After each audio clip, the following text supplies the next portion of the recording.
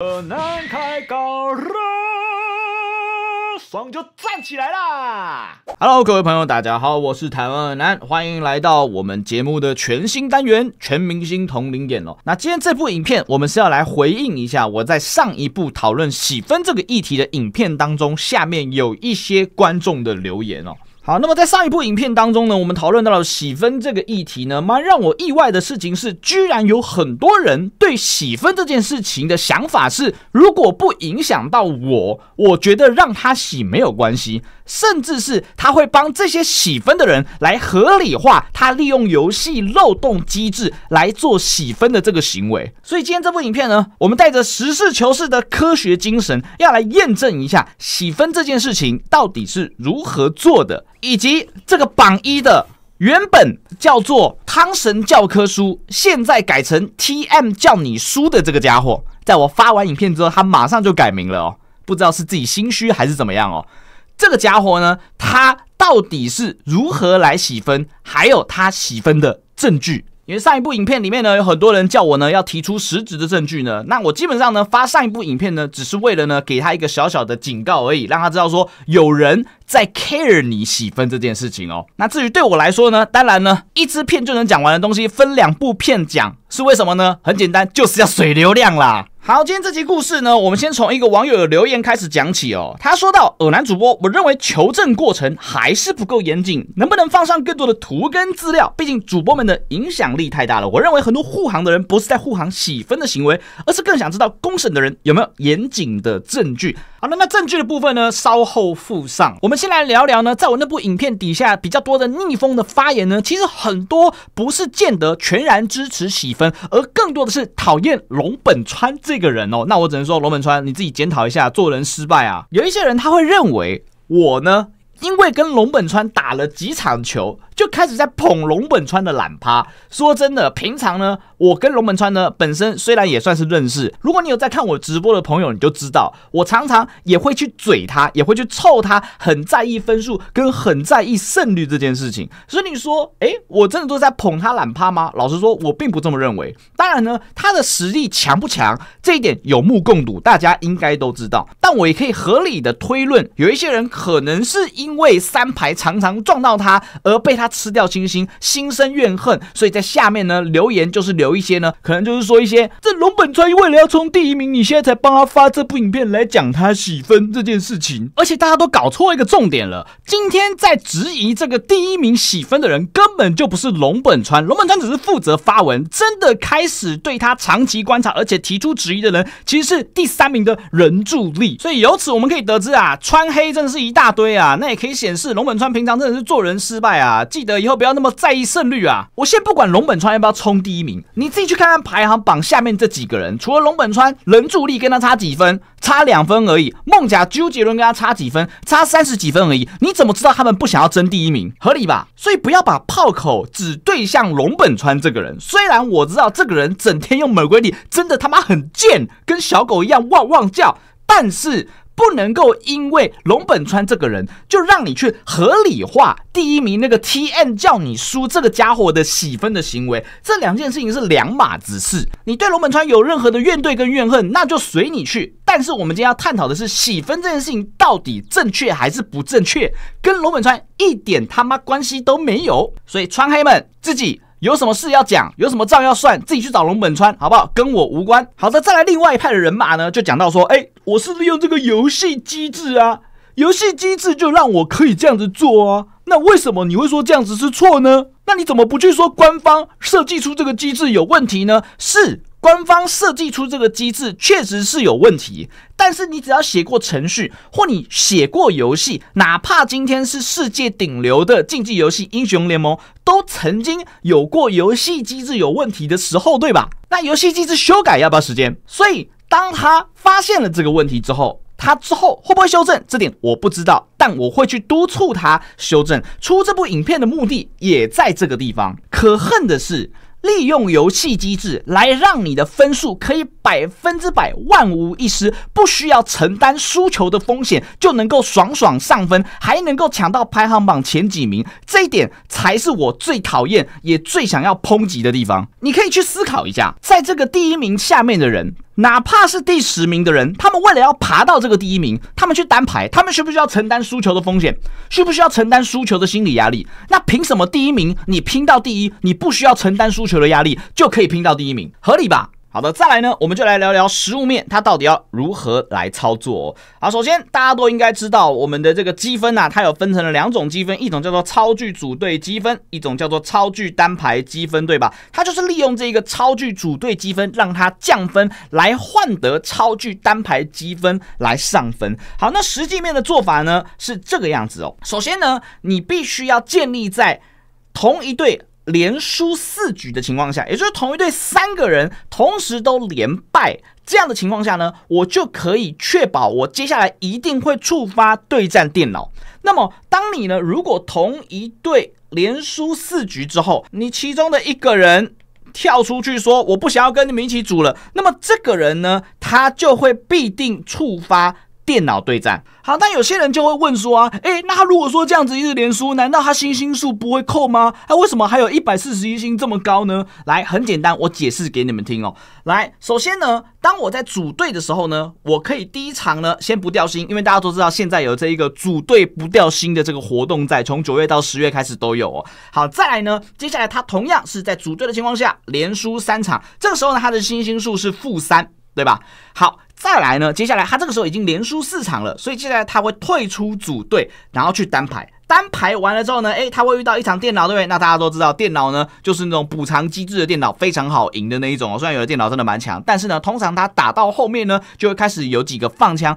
只要你遇到那种情况呢，就100%是电脑了啦好，所以呢，这个时候呢，他从原本的-3颗星，再加了1颗星星，有的时候呢，他可能刚好那一个加分的机制到了，他可能会变成-1或是-2。好，总之呢，他只要透过这样的方式呢，他只需要再多排补回2场，就可以在不失掉单排超巨积分的情况下呢，补回原本的星星数。所以你说要维持141颗的星星数，简不简单？其实是很简单的，不需要太过复杂的操作就可以做到了。好的，那么接下来我们来看一个有趣的表格在这个表格当中，各位可以看到，我把赛季资讯截至2024年10月24号凌晨1点的这个资讯呢，都截取下来做成一个表格那如同呢各位所见的，我们把第1名到第10名都输入进去了，他们的各种资料，包括他们这一季的成绩以及上一季的成绩好，那我们就来看看呢，到底在这个表格当中发生了什么很玄的事情。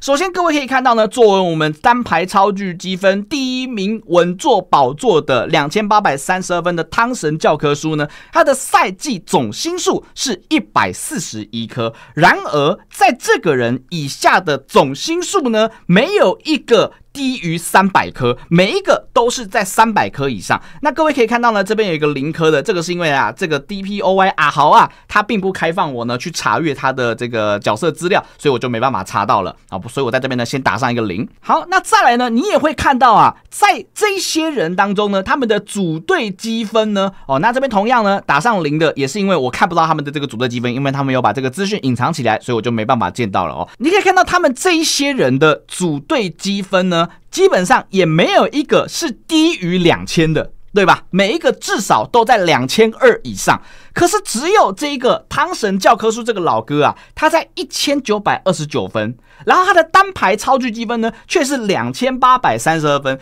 这点你光看就觉得有点怪怪了，对不对？没关系，我们接下来继续看赛季的总场数以及赛季的总胜场数，你都可以在他们的角色资讯里面去查得到。好，那我们就来看看这些人他们的平均胜率是多少我们来看一下我们第1名的汤神教科书，这个人这一季的总胜率呢是5×2。那么在他以下的每一个人，你会发现没有一个人他的总胜率是低于60%的。那这就很悬咯，凭什么一个总胜率5%的人，他的单排超巨积分可以到2832分，远超第10名100多分呢？而这个人的组队积分刚好又没有超过2000分呢？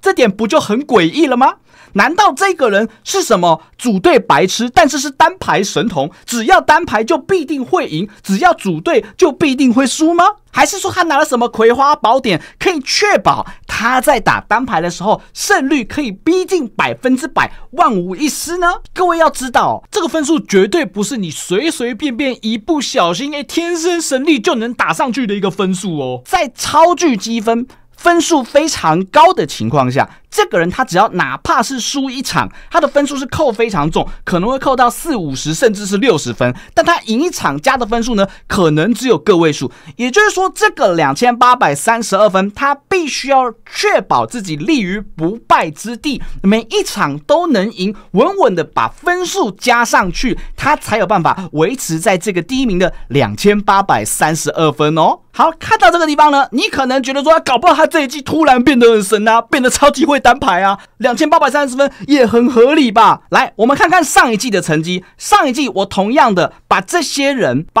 的胜率通通都整理了起来哦。那么你可以看到这个汤神教科书，它的上季的总胜率是5×4。这一季的总胜率是5×2，甚至还有所下降了。那你怎么会觉得一个胜率5成的人，可以在这一季突然突飞猛进，单排变得超强，可以直接到单排排行榜第一名呢？对吧？这不需要验证吧？这是一个合理的推论吧？按照逻辑，按照数字的结果显示出来就是这个样子，对吧？甚至这一个人在上一季的单排超巨积分跟组队超巨积分是连前500名都没有进的哦，是连前500名都没有进的咯。听到这个地方，如果你心里面还有任何一丝为他护航的想法，那我只能说你赶快帮个忙，退订我的频道，然后关掉这个视窗，我拜托你，我跟你这种人真的处不来。好的，那么就在我呢发完这部影片的隔天早上，我一起床呢，想说到他的角色资讯里面来收集素材的时候呢，我发现这个人动了，而且他还改名了。那这个就很悬咯，为什么动了，然后又要改名了呢？他明明在那之前很久都没有打排位赛，都没有打巅峰赛了，难道是为了要打20场来洗掉他的这些对战记录吗？这一点呢，我相信呢，在这部影片发出来的当下呢，我们已经无从得知了。好，那当然呢，作为一个负责任的实况主呢，我们不能只是提出问题叫官方去改进，我们也要提出一些实质的解决方案。所以在这边呢，我提供了自己想到的，以及呢观众集思广益想到的几个解决方案，来提供给官方作为参考。首先，第一个解决方案呢，就是可以强制前几名的玩家开启赛季资讯。这样子一来呢，我们是不是就可以从他的这些资讯当中去得知他有一些洗分的蛛丝马迹来做举报？所以这是第一点。再来第二点呢，是开放前几名的玩家可提供即时观战或是回放，对吧？因为呢，要怎么知道一个人洗分？除了从他的数据来看之外，更直接的是直接看到他的比赛内容，以及看到他的对手以及队友是谁。这样子我们就可以很直接的知道他是不是都在跟特定的几个人一起排位，一起上分，跟特定的几个人一起组队，一起掉分。再来第三点是到达某个排位之后呢，取消电脑对战的补偿机制。老实说这一点啊，我觉得巅峰超巨场是这个游戏的最高阶的排位了，对吧？最高阶排位的人，照理来说已经不需要用电脑来秀秀你，来安慰你做这种补偿机制啦。这种电脑对战的补偿机制，应该只在低星数或者是低端排位发生，这才是正确的方式吧。再来第四点呢，电脑场不影响积分，仅增加星数。电脑场基本上它是没有任何的实力参考值的。我如果打赢了电脑还增加积分，那这是不是一件很吊诡的事情呢？对吧？所以呢，如果说你想要给玩家建立信心的话呢，你不应该让电脑场去影响到想要冲积分的玩家。所以以上这几个就是我提出来的解决方案了。当然呢，大家如果想到更多解决方案，都可以在下方留言提出来。好的，那么最后呢，我们来帮今天这个影片做个总结哦。洗分这件事情本身就是一个不对的事情，不管你有任何的理由或者是任何的想法，都不应该为你的洗分这个行为来做背书。这一点我觉得是竞技游戏当中很重要的一个基本精神。虽然呢，某些在我之前的影片下面留言的一些人的言论呢，是真的让我看了很燥哦。但是呢，毕竟这样的留言呢，老实说，相对来说也算是少数。但我希望可以透过今天这部影片呢，让更多人知道洗分这件事情本身就不应该用任何的理由来合理化这个错误的行为。当然，我也可以选择完全无视这件事情，假装不知道有洗分这件事情。我为何要顶着会增加我自己黑粉的风险来做这部影片呢？很简单，因为我希望游戏环境可以更好。我自己对洗分这个行为，我也真的是看不下去。所以希望大家呢，可以借由今天这部影片呢，来一起改善全明星街头派对这款环境。因为我喜欢这个游戏，我希望这个游戏呢，可以变得更加的公平竞技。但是还是要老话一句啦，官方 Mercury 这个角色赶快改一改，洗分这个机制赶快改一改，好不好？这款游戏绝对还有很多可以更好的地方。我们大家一起加油，大家晚安，再见。